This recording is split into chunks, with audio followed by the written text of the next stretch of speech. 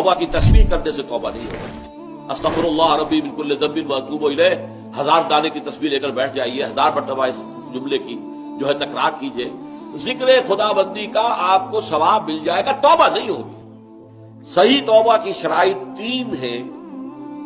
सबसे पहले यह कि गुनाह पर वाकई हकीकी पशेमानी दिल में हो कि ये मैं क्या कर रहा हूं, ये पशेमानी का होना लाजिम।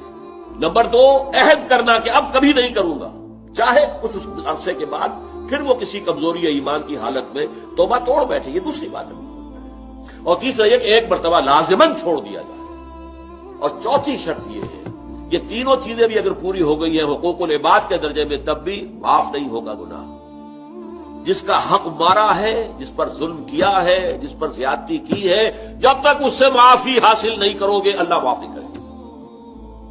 ये बड़ी कड़ी शर्त है, बड़ी कड़ी शर्त। वरना क्या होगा, क़यामत के दिन तुम्हारी नेकियां उसको दी जाएंगी, उसके पढ़ने में डाल दी जाएंगी, इसलिए कि वहां करेंसी सिर्फ यही होगी, नेक अमाल बद अमाल।